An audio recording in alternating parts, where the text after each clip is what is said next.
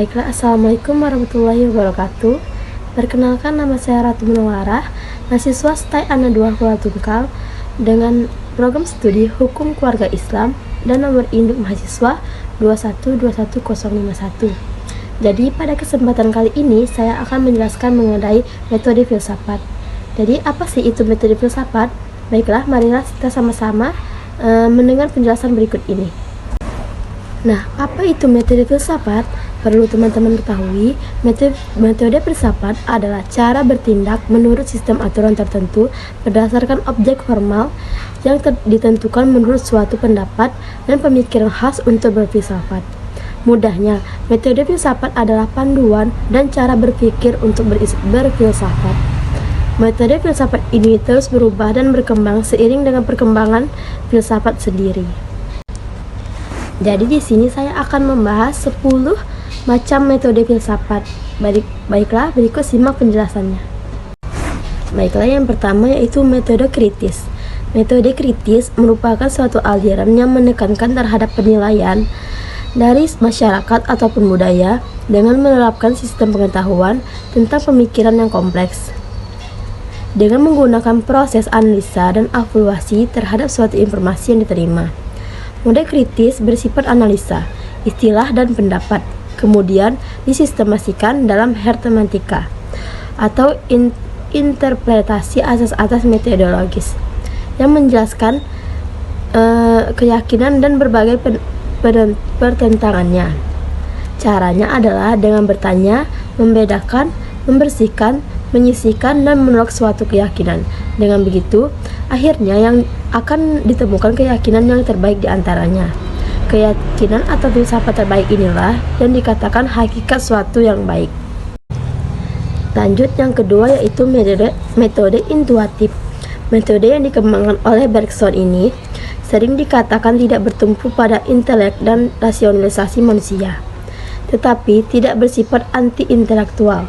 Manusia terkadang harus mengambil jarak dan berjauhan dengan logika, serta menyerahkan diri pada kemurnian, kenyataan, dan keaslian fitrah manusia.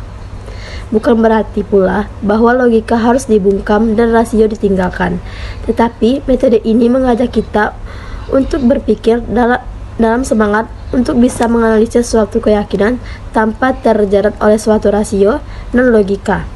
Agak sulit untuk dibayangkan, namun akan mengalir ketika dicoba untuk dilakukan. Lanjut, yang ketiga, metode skolastik. Sesuai dengan namanya, metode skolastik menunjukkan kaitan yang erat dan dengan metode mengajar. Seseorang atau biasanya seseorang guru senior akan membicarakan atau mengutarakan suatu pokok pembahasan filsafat. Kemudian, pokok bahasa tersebut akan diberi penafsiran dan komentar. Agar topik dipahami, semua istilah, ide, dan kenyataan dirumuskan, dibedakan dan diuji dari segala sisi. Skala pro dan kontra kemudian dihimpun dan dibandingkan melalui proses yang disebut lectio. Diharapkan tercapai suatu pemahaman baru yang lebih baik. Dan yang keempat yaitu metode matematis. Menurut Descartes, ada ketentuan dan keterusan alami dan kenyataan yang berhubungan dengan pengertian manusia. Ketersusunan alam ini dapat diungkapkan dengan cara penemuan. Penemuan itu ditemukan dengan cara melakukan empiris rasional atau mencari hal nyata yang telah dialami oleh seseorang. Metode ini mengintegrasikan segala kelebihan logika, analisa, geometris, dan aljabar, serta menghindari kelemahannya. Lanjut, yang kelima yaitu metode empiris atau eksperimental. Perbedaan utama metode ini dari metode Descartes adalah metode ini juga membutuhkan eksperimen yang ketat guna mendapatkan bukti kebenaran empiris yang sejati.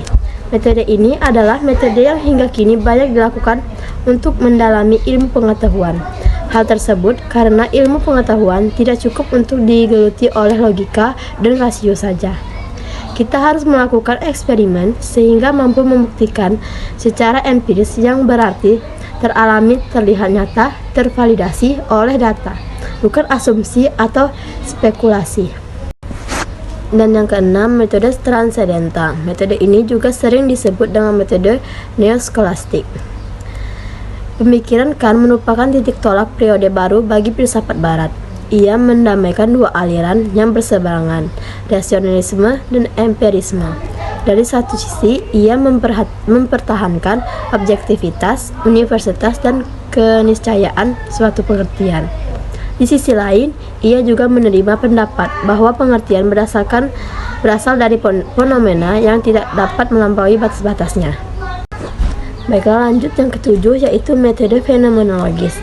Fenomena yang dimaksud di sini bukanlah fenomena alamiah yang dapat dicerap dengan observasi empiris, seperti fenomena alam.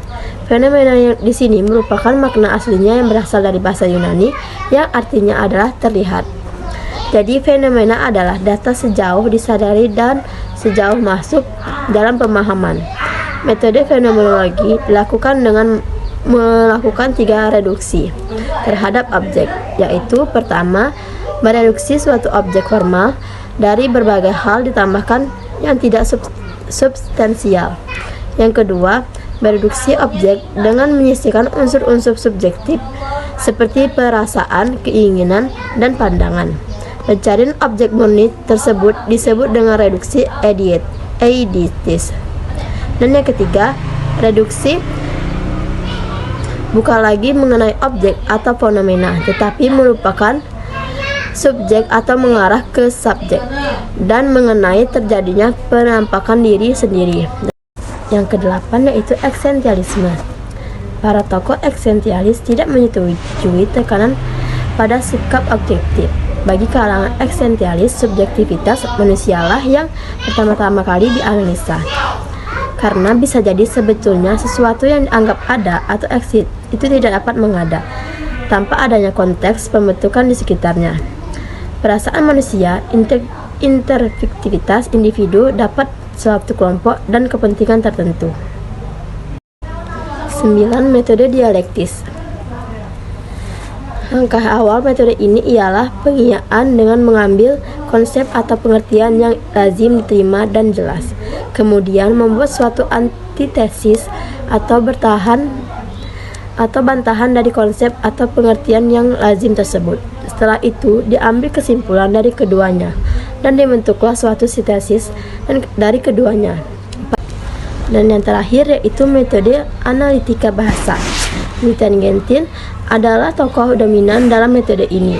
Ia mempelajari filsafat dengan alasan yang kemungkinan sama dengan kebanyakan orang. Ia penasaran dengan filsafat yang begitu membingungkan. Setelah melakukan penelitian, ia menemukan bahwa kebingungan ini banyak disebabkan oleh bahasa filosofis yang rancu dan kacau. Metode ini meneliti dan membedakan permainan-permainan bahasa itu untuk mendapatkan keyakinan yang lebih baik. Juga menetapkan peraturan masing-masing bahasa agar tidak terjadi kekeliruan logis dan kesalahpahaman yang disebabkan oleh kerancuan makna kata. Baiklah, cukup tadi penjelasan dari saya mengenai 10 macam metode filsafat, dan mohon maaf apabila ada kesalahan perkataan ataupun perbuatan, dan terima kasih buat yang telah menyimak atau menonton video saya, dan saya akhiri. Assalamualaikum warahmatullahi wabarakatuh.